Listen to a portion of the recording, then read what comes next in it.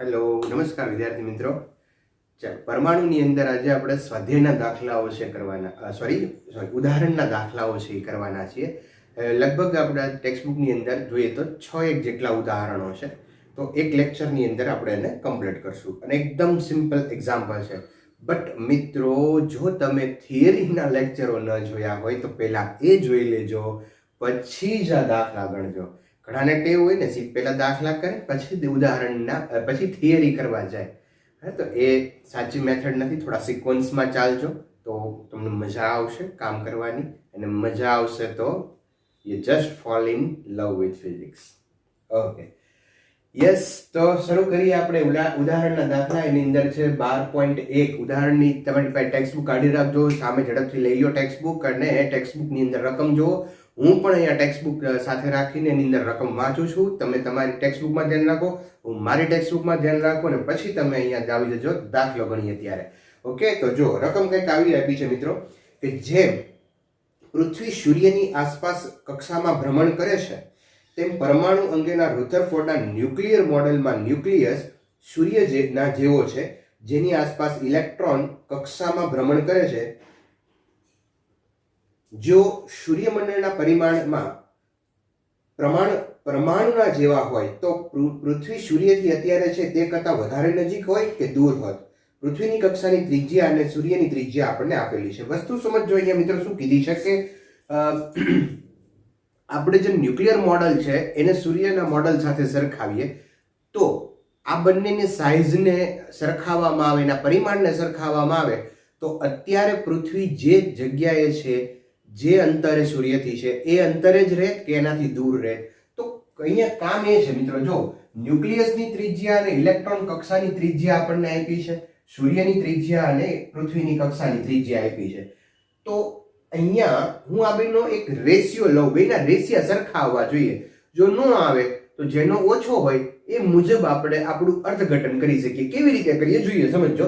મિત્રો અહીંયા કહેવા શું માંગે છે, ન્યુક્લિયસની ત્રિજ્યા, સપોઝ આ કોઈ ન્યુક્લિયસ છે અને એની ત્રિજ્યા છે આપણને 10⁻⁻15 આપેલી છે, અને એની આજુબાજુ મિત્રો અહીંયા આ ઇલેક્ટ્રોન છે એ ભ્રમણ કરે છે, અને આ જે થઈ ને ઇલેક્ટ્રોનની કક્ષાની ત્રિજ્યા, આ શું કહેવાય ભાઈ? કક્ષા કહેવાય. શું કહેવાય આને? કક્ષા. અને આને કહેશું આપણે કક્ષાની ત્રિજ્યા, બરાબર. અને આની અંદર જે ત્રિજ્યા આવે છે એ ન્યુક્લિયસની ત્રિજ્યા છે. હવે હું આ બેનો ગુણોત્તર લઉં, સમજો, ધ્યાન રાખજો. ઇલેક્ટ્રોનની કક્ષાની ત્રિજ્યા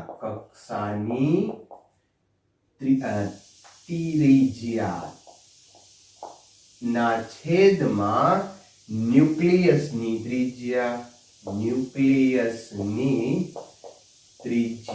અચ્છા, ઇલેક્ટ્રોનની કક્ષાની ત્રિજ્યા 10⁻⁻10 અને ન્યુક્લિયસની ત્રિજ્યા 10⁻⁻15, અને આનો આન્સર આવશે 10⁻5. ઉપર જાય એટલે પ્લસ, અને 10 માંથી 15, 10 માંથી તમે +15 કરવાના છે. -10 + 15 એટલે 5.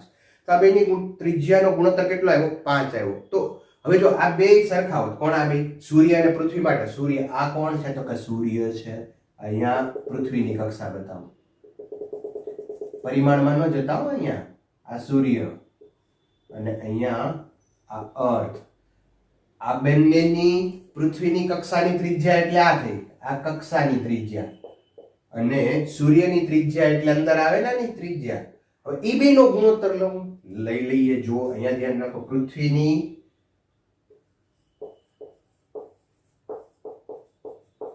કક્ષાની ત્રિજ્યાના છેદમાં સૂર્યની ત્રિજ્યા. કોની? સૂર્યની ત્રિજ્યા ઇઝ ઇક્વલ ટુ, ચાલો, પૃથ્વીની કક્ષાની ત્રિજ્યા કેટલી છે? 10⁻11.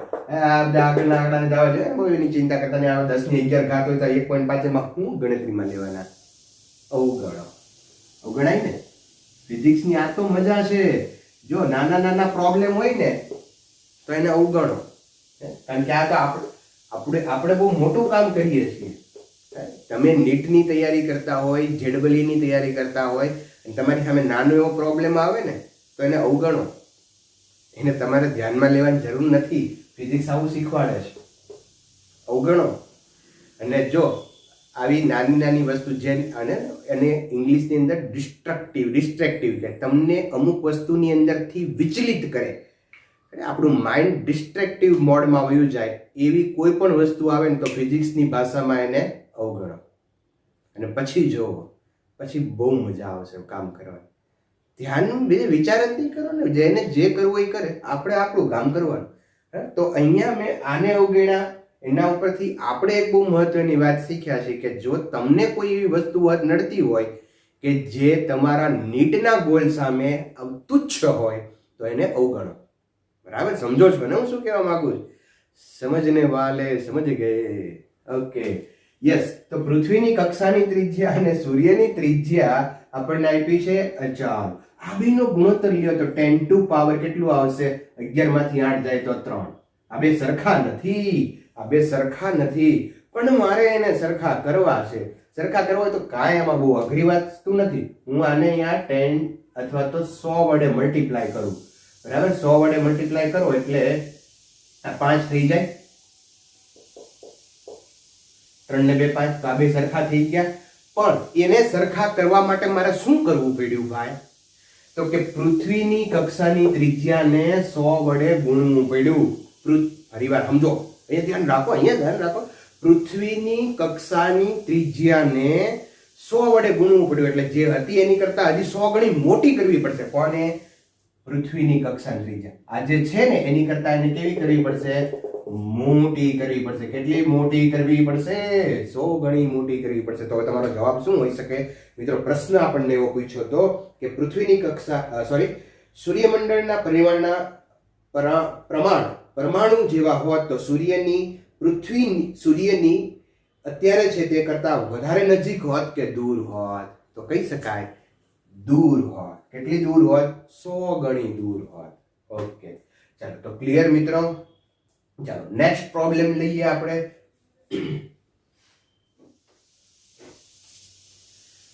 નેક્સ્ટ પ્રોબ્લેમ છે 12.2. હવે બહુ સિમ્પલ ક્વેશ્ચન છે. અહીંયા એવું કીધું છે કે ગેગર અને મર્સડનના પ્રયોગમાં 7.7 મેગા ઇલેક્ટ્રોન વોલ્ટ આલ્ફા કણ ક્ષણિક સ્થિર બનીને તે દિશા ઉલટાવે તે અગાઉ ન્યુક્લિયસથી તેનું નજીકતમ અંતર કેટલું હશે? અચ્છા મિત્રો, અહીંયા ગેગર અને મર્સડનનો પ્રયોગની આપણે ચર્ચા કરી લઈએ તો અહીંયા કોઈ આલ્ફા કણ આવે છે. આ આલ્ફા કણની એનર્જી છે 7.7 મેગા ઇલેક્ટ્રોન વોલ્ટ. આ ઉર્જા કઈ હોય? યસ, ગતિ ઉર્જા હોય. અને એ ગતિ ઉર્જાથી ઇલેક્ટ્રોન અહીંયા આ કોઈ પરમાણુ છે, પરમાણુનું આ છે ન્યુક્લિયસ. ન્યુક્લિયસ આપણને ખબર છે પોઝિટિવ છે, આ પણ છે પોઝિટિવ. ચાલો, આ ગતિ ઉર્જા હોય આની પાસે અને એ ગતિ ઉર્જાનું રૂપાંતરણ શેમાં થઈ જશે? તો કે અહીંયા ક્ષણિક ઊભો રહેશે અને પછી અહીંથી પાછો જશે તો અહીંયા એની ગતિ ઉર્જાનું રૂપાંતરણ સ્થિતિ ઉર્જામાં થઈ જાય. તો ગતિ ઉર્જા એટલે ½ mv² અને સ્થિતિ ઉર્જા એટલે યાદ કરો મિત્રો, આનો વિદ્યુત ભાર છે 2e, આનો વિદ્યુત ભાર છે Ze/4πε0r k q1 q2/r. સ્થિતિ ઉર્જા ઇલેક્ટ્રિક સ્થિતિ ઉર્જા છે k q1 q2/r. બરાબર ને? ½ mv² k q1 q2/r. Okay, હવે શું કીધું તમને? અહીંયા ગતિ ઉર્જા એટલે kinetic energy 7.7 mega electron volt સીધી જ આપી દીધી છે. યસ, 7.7 મેગા એટલે 10 ટુ પાવર 6 અને ઇલેક્ટ્રોન વોલ્ટ માંથી આપણે એને કન્વર્ટ કરીએ તો આ થઈ ગયું 1.6 into 10 to power minus 19. Okay, અહીંયા 2 મલ્ટીપ્લાય e into e એટલે e સ્ક્વેર, e સ્ક્વેર એટલે 1.6 into 10 to power minus 19 whole square. z એટલે પરમાણુ ક્રમાંક. ગેગર અને મર્સડનમાં કોને લીધું હતું આપણે ભટ્ટ કાઢવા માટે? તો કે સોનાનો વરખ. એને તો કેમ ભૂલાય સોનાને? તો સોનાનો વરખ આપણે લીધો હતો. તો એ સોનાના વરખનો પરમાણુ ક્રમાંક કેટલો? ભાઈ મેં તમને કીધું હતું એમાં 79 4πε0 અને r આર એટલે તમારે ગોતવાનું છે, અને તમારે ડી કેવો હોય તો ડી કહેજો અને આર કેવો હોય તો આર કહેજો. મિત્રો મને એવું લાગે છે કે આનું સાદુરૂપ તમે જો આપી દો સરળતાથી તો તમે આ બે વચ્ચેનું જે લઘુત્તમ અંતર જેને આપણે કહીએ છીએ ડિસ્ટન્સ ઓફ ક્લોઝેસ્ટ એપ્રોચ બહુ ઇઝીલી મેળવી શકો. બરાબર છે ને? ગતિ ઉર્જાનું રૂપાંતરણ ક્યાં થયું? સ્થિતિ ઉર્જા. બસ આ કન્સેપ્ટ યાદ રાખો, distance of closest approach easily મેળવી શકશો. ઓકે, ચાલો નેક્સ્ટ એક્ઝામ્પલ જોઈએ આપણે 12.3. તો એની અંદર કીધું છે પ્રાયોગિક રીતે એમ જણાયું છે કે હાઇડ્રોજન પરમાણુને પ્રોટોન અને ઇલેક્ટ્રોનમાં છૂટા પાડવા માટે 13.6 ઇલેક્ટ્રોન વોલ્ટની જરૂર છે. ખબર છે આપણને કે ન્યુક્લિયસમાંથી એટલે કે હાઇડ્રોજન ન્યુક્લિયસ સાથે જે ઇલેક્ટ્રોન સંકળાયેલો છે એને બહાર કાઢવો હોય તો 13.6 ઇલેક્ટ્રોન વોલ્ટ ઉર્જાની જરૂર પડે છે. અચ્છા, હાઇડ્રોજન પરમાણુમાં ઇલેક્ટ્રોનની કક્ષીય ત્રિજ્યા અને વેગની ગણતરી કરો. તો અહીંયા આપણને મિત્રો એક ઉર્જા આપી છે, ઉર્જા E is equal to 13.6 electron volt. એને આપણે પહેલા તો જૂલની અંદર કન્વર્ટ કરી નાખીએ તો 1.6 into 10 to power minus 19. તો આ અહીંયા આપણે ઉર્જા જે છે એ કન્વર્ટ કરશું 13.6 ગુણ્યા 1.6 into 10 to power 19 જૂલ. અચ્છા, હવે આ ઉર્જાનો ઉપયોગ કરીને આપણે ત્રિજ્યા મેળવવી છે. તો ઉર્જાનું ત્રિજ્યાનું રિલેશનનું એક સૂત્ર છે આપણી પાસે, E is equal to minus E square upon 8 pi epsilon 0 r. r ની વેલ્યુ મૂકી દો એટલે પાછું ઓલું સૂત્ર આવી જાય, m e raised to 4 upon 8 epsilon 0 square h square n ઘન, અહીંયા z ઘન z square upon n square. આ સૂત્ર પાછું આવી જાય. બરાબર? અને એ સૂત્રની અંદરથી r ની વેલ્યુ મૂકો તો આ આવી જાય. ઓકે, ચાલો અહીંયા બધાની આપણે વેલ્યુ મૂકીએ. e ની અહીંયા r ને હું સૂત્રનો કરતા બનાવી દઉં તો r is equal to e square upon 8 pi epsilon naught into capital E. ચાલો હવે આપણે બધાની કિંમતો મૂકીએ. અહીંયા e ની વેલ્યુ છે 1.6 into 10 to power minus 19 whole square divided by 8 pi epsilon 8.85 into 10 to power minus 12, અને એનર્જી છે અહીંયા 13.6 ગુણ્યા 1.6 into 10 to power minus 90. અને આનો આપણે હિસાબ કરશું. ત્રિજ્યા તો એ જ આવશે જે આપણે મેળવેલી છે અગાઉ, 5.3 into 10 to power minus 11 metre, અથવા તો તમે એંગસ્ટ્રોમમાં પણ આને કન્વર્ટ કરીને લખી શકો. તો આ ત્રિજ્યા મળશે. હવે મિત્રો આપણે બીજું એક કામ કરવાનું છે, વેગ મેળવવાનો છે. અચ્છા, તો વેગ કેવી રીતે મેળવવો? તો વેગ મેળવવા માટે પણ અહીંયા તમે આ સૂત્રનો ઉપયોગ કરીએ તો સીધું સૂત્ર લખી શકો કે આવું એક સૂત્ર બની ગયા, mv square upon r is equal to ze square upon 4 pi epsilon 0 r square. કુલમનો નિયમ kq square upon r square. બરાબર? પણ કે અહીંયા લખ્યો છે z એટલા માટે લખ્યો કારણ કે હાઇડ્રોજન માટે z1 થાય. ઓકે, આમાંથી આપણે v ને સૂત્રનો કરતા બનાવી દઈએ. એક r ઉડી જશે, v ને સૂત્રનો કરતા બનાવો તો v is equal to e upon, આવું સૂત્ર મેળવ્યું હતું આપણે, 4 pi epsilon 0 m into r. લ્યો, બરાબર છે? હવે આ બધાની કિંમત છે તમારી પાસે, r ની વેલ્યુ અહીંથી ઉપાડવાની છે. ક્યાંથી? અહીંથી ઉપાડવાની છે. તો v is equal to e ની value 1.6 into 10 to power minus 19 under root 4 pi એટલે 3.14 epsilon 8.85 into 10 to power minus 12 m એટલે દળ કોનું લેવાનું? તો કે ઇલેક્ટ્રોનનું કોનું લેવાનું હોય. બરાબર ને? આ ત્રિજ્યા હું અહીંયા થોડી નીચે લખું છું, તમે એ પ્રમાણે ન લખતા. 5.3 into 10 to power minus 11. બરાબર? મલ્ટીપ્લાયમાં છે તો વેલોસિટી તમને મળી જાય. અને વેલોસિટીનું પણ જવાબ તમે યાદ રાખજો, 2.2 into 10 to power I think 6. બરાબર? 6 મીટર પર second is equal to v. તો આટલી વેલોસિટી આવશે, 2.2 into 10 to power 6 મીટર પર સેકન્ડ. તો આ જવાબ પણ યાદ રાખજો કારણ કે મોટા ભાગની વેલોસિટી આવી જોઈએ, આના ઓર્ડરમાં જ હોય. બરાબર? અને અહીંયા ત્રિજ્યા પણ યાદ રાખજો, આ રીતની ત્રિજ્યા જોઈ હાઇડ્રોજન માટે.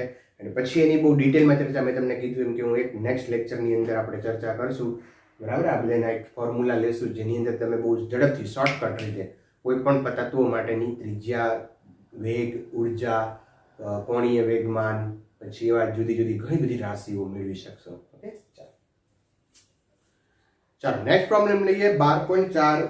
તો હાઇડ્રોજન પરમાણુમાં પ્રોટોનની આસપાસ ભ્રમણ કરતા ઇલેક્ટ્રોન વડે ઉત્સર્જિત પ્રકાશની પ્રારંભિક આવૃત્તિ પ્રચલિત વિદ્યુત ચુંબકીય વાદ અનુસાર ગણો.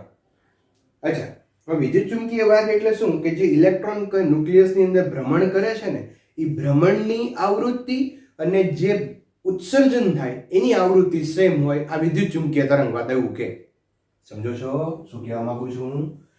ન્યુક્લિયસની આજુબાજુ ઇલેક્ટ્રોન ભ્રમણ કરતો હોય ને ભાઈ, તો આ જે ઇલેક્ટ્રોન છે એ ભ્રમણ કરે છે ને, ભ્રમણની આવૃત્તિ અને જ્યારે અહીંથી અહીંયા સંક્રાંતિ કરે ત્યારે કોઈ બીજી કક્ષામાં સંક્રાંતિ કરે ત્યારે સંક્રાંતિની આવૃત્તિ સમાન હોય એવું વિદ્યુત ચુંબકીય તરંગવાદ કહે છે. બરાબર છે? તો આપણે શું કામ કરવાનું છે તો કે એની ભ્રમણની આવૃત્તિ ગોતવાની છે. તો ભ્રમણની આવૃત્તિ ગોતવી હોય તો આપણી પાસે પ્રચલિત ભૌતિકશાસ્ત્રનું સૂત્ર લેવાનું. તો કયું લેશું ભાઈ? અહીંયા આખું એક ચક્ર પૂરું કરે એટલે અંતર કાપે 2πr. બરાબર, 2πr અને છેદમાં તમે સમય લ્યો અથવા તો આવૃત્તિ ગોતવી હોય તો અહીંયા હું f લખી નાખું = v. સમય લેવો હોય તો વેગ બરાબર અંતરના છેદમાં સમય. આમ કરીએ પણ તમે લ્યો નેક્સ્ટ સ્ટેપ કરી નાખું ભાઈ. v બરાબર અંતરના છેદમાં સમય, પણ 1/t એટલે f લખાય. બરાબર છે? હવે આપણે આવૃત્તિ ગોતવી છે તો f થઈ જશે v/2πr. અચ્છા, વેગ કેટલો લેશો? હમણાં ભણ્યા આપણે કેટલો આવ્યો તો 2.2 × 10⁶ 2πr. r કેટલો લેશો? હમણાં ભણ્યા આપણે. આની પહેલાના દાખલામાં બે વસ્તુ આવી મેં તમને કીધું યાદ રાખજો, તમને ખબર પડી ગઈ છે. યાદ રાખવાથી શું ફાયદો થાય? યાદ રાખવાથી 12.4 કમ્પ્લીટ થાય અને સિવાય ઘણા બધા પ્રોબ્લેમ પણ સોલ્વ થાય. Okay, yes. ચાલો હવે આનું સાદુરૂપ આપીને તમે આવૃત્તિ ગોતી શકો. આ આવૃત્તિ જે આવશે એ વિદ્યુત ચુંબકીય તરંગવાદ અનુસાર આપણે મેળવી છે, આ સૂત્રને લીધી છે એટલે.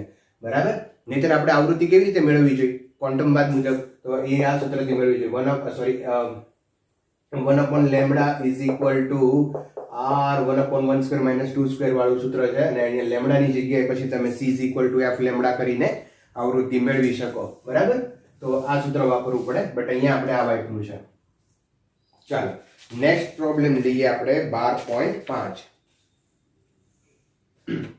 તો 12.5 ની અંદર જોઈએ કે પૃથ્વીની આસપાસ 10 kg નો એક ઉપગ્રહ 8000 કિમી ત્રિજ્યા ધરાવતી વર્તુળાકાર કક્ષામાં દર 2 કલાકે એક વખત ભ્રમણ કરે છે. તો પહેલા આપણે અહીંયા ડેટા લખી લઈએ. ઉદાહરણ 12.5 10 kg નો કોઈ ઉપગ્રહ છે અને પૃથ્વીની 8000 કિમીની કિલોમીટરમાંથી મીટરમાં ફેરવી અને દર 2 કલાકે 2 કલાક એટલે 2 × 3600 ને સેકન્ડમાં ફેરવી. દર 2 કલાકે પિરિયોડિક ટાઈમ, એક ભ્રમણ પૂરું કરવા માટેનો સમય છે 3600 × 2 એટલે કે 7200 સેકન્ડ છે. અચ્છા, હવે શું કહે છે કે બોહરનો કોણીય વેગમાનનો અધિતર્ક અને હાઇડ્રોજન પરમાણુના ઇલેક્ટ્રોનની જેમ જ ઉપગ્રહને પણ લાગુ પડે છે એમ ધારીને ઉપગ્રહની કક્ષાનો ક્વોન્ટમ અંક મેળવો. એટલે કે ક્વોન્ટમ અંક એટલે તમારે એની કક્ષાનો ક્વોન્ટમ અંક n મેળવવાનો છે. બોહરના અધિતર્કનો એનો ઉપયોગ કરવાનો. તો કરી નાખીએ આપણે, એમાં કે બહુ મોટી વાત છે. બોહરનો અધિતર્ક શું છે? તો એમાં એક જ સૂત્ર છે, mvr = nh/2π. બરાબર, v ની જગ્યાએ મિત્રો હું મૂકી દઉં r ઓમેગા nh/2π. અચ્છા, ઓમેગા ની કિંમત મૂકીએ. ઓમેગા બરાબર 2π/t. તો અહીંયા આપણે મૂકશું mr² 2π/t = nh/2π. n ને સૂત્રનો કરતા બનાવી દઈએ તો અહીંયા આવશે એટલે 2 × 2π એટલે 4π² mr²/t × h.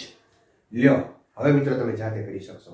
4 પાઈ સ્ક્વેર એમ, એમ એટલે શું લેવાનું છે? દળ. 10 કેજી આપ્યું છે. આર એટલે ત્રિજ્યા, તો 8000 ગુણ્યા 10 ની 3 આપ્યું છે. ટી એટલે આવર્તકાળ 7200 આપ્યું છે. અને એચ એટલે શું? Planck constant. Planck constant 6.6 into 10 to power -34 joule second. આવડે ને? તો એન ક્વોન્ટમ ગોજો. મિત્રો એનો ક્વોન્ટમ હું તમને કહું કેવું આવે છે, કેવું ડેન્જર આવે. 5.3 into 10 to power 45. ઓહો, 5.3 into 10 to power 45. આ કક્ષા નંબર આવ્યો કક્ષાનો. આપણે ને n બરાબર 1 2 3 4 એમ લઈએ, n બરાબર 10 ની 45 ઘાતમાં આવી. આટલી મોટી કક્ષા હોય એટલે અહીંયા તમે પ્રચલિત ભૌતિક શાસ્ત્ર લગાડી શકો. એકચ્યુઅલી આ એટલા માટે આવ્યું, અહીંયા આપણે આ વસ્તુ લીધી છે. જો દળ કેટલું લઈ લીધું? 10 કેજી. બહુ વધારે લીધું છે. ખરેખર ઇલેક્ટ્રોન તો દળ બહુ ઓછું આવે, બરાબર. દળ બહુ ઓછું હોત તો સામે એની કક્ષા પણ નાની હોત. એટલે ઇલેક્ટ્રોનને એના માટે આપણે ક્વોન્ટમ ફિઝિક્સ લગાડીએ, પણ આના માટે તમે પ્રચલિત ભૌતિક શાસ્ત્ર લગાડી શકો, કોઈ પ્રોબ્લેમ નથી. આવા મોટા ક્વોન્ટમ અંક હોય કઈ પહેલા છે આવ્યા, શું કરશું? ઓકે, ચાલો નેક્સ્ટ એક લાસ્ટ પ્રોબ્લેમ લઈએ. 12.6. ચાલો લાસ્ટ ક્વેશ્ચન લઈએ આપણે. રીડબર્ગના સૂત્રનો ઉપયોગ કરી હાઇડ્રોજન વર્ણપટની લાયમન શ્રેણીની પ્રથમ 4 વર્ણપટ રેખાઓની તરંગ લંબાઈઓની ગણતરી કરો. ચલો એકદમ સિમ્પલ ક્વેશ્ચન છે, પણ અહીંયા જો લાયમન શ્રેણીની ગણતરી કરવાની છે, પણ એના માટે સૂત્ર આ નથી વાપરવાનું. 1/λ = r 1/(1² - 1/n² વાળું સૂત્ર નથી વાપરવાનું. રીડબર્ગ અચળાંક અહીંયા તમને કીધું છે રીડબર્ગ સૂત્રનો ઉપયોગ કરીને. એટલે આપણે એક રીડબર્ગ સૂત્ર, આવું એક સૂત્ર મળ્યું હતું એનર્જીનું. E = એનર્જીનું એક ફોર્મ્યુલા હતું me⁴ h². અહીંયા 1/nf² - 1/ni². બરાબર છે. અચ્છા, e ની જગ્યાએ લખી શકાય hc/λ. હા લખાઈને હું કામ ન લખાય? me⁴ 8ε² h² 1/nf. અચ્છા, ચાલો એક સ્ટેપ લખીએ 1/ni². ઓકે, ચાલો હવે આપણે મેળવી છે તરંગ લંબાઈ. તો તરંગ લંબાઈને સૂત્રનો કરતા બનાવી. આ hc ને આના છેદમાં લઈ લો, તો 1/λ = me⁴ 8ε02 h3c. અને અહીંયા આપણે મૂકી દઈએ, અહીંયા હું 1 મૂકી દઉં, કારણ કે લાયમન શ્રેણી લીધી છે. તો લાયમન શ્રેણી માટે બધા જ ઇલેક્ટ્રોન ક્યાં સંક્રાંતિ થઈને આવવા જોઈએ? 1 ની અંદર. તો અહીંયા 1 મૂકી દઈશું -1/ni². ઓકે, ચાલો અહીંયા થોડુંક આપણે સાદરૂપ આપીએ તો ni² - 1/ni² થશે. 1/λ = me⁴ 8ε02 h3c. અને અહીંયા શું થઈ જશે? ઉપર ni² - 1/ni². હવે લેમ્બડાને સૂત્રનો કરતા બનાવીએ તો λ = 8ε² h3c ના છેદમાં me⁴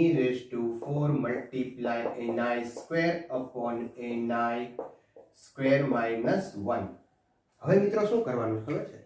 આ બધી જ વસ્તુ કોન્સ્ટન્ટ છે, એટલે એનો પહેલા સાદુરૂપ આપી અને એનો પહેલા જવાબ મેળવી લેવાનો, અને પછી ni ની વેલ્યુ એક પછી એક મૂકવાની. આનું તમે સાદુરૂપ આપો તો એનો જે જવાબ આવે છે 0.9134 × 10⁻⁷ ni²/ni²-1 આવું આવશે. હવે શું કરવાનું તમારે? તો કે ni બરાબર પહેલા 2 મૂકવાના. કેટલા મૂકવાના? અહીંયા 2 મૂકવાના. તો 2 નો વર્ગ 4, 2 નો વર્ગ 4 માંથી 1 જાય તો 3, તો 4/3, એટલે આને 4/3 વડે ગુણવાનું. પછી 3 મૂકવાના, 4 મૂકવાના, 5 મૂકવાના, બસ બસ બસ બસ, કારણ કે 4 જ કીધી છે. પ્રથમ 4 એટલે 2 3 4 અને 5. એ 9 ની જગ્યાએ 2 મૂકો, 3 મૂકો, 4 મૂકો અને 5 મૂકો, એટલે એને અનુરૂપ તમને લેમ્બડા મળશે. બોલો આવડે કે ન આવડે? આવડે જ ને. તો અહીંયા ઉદાહરણના દાખલા છે આપણે પૂરા થાય છે.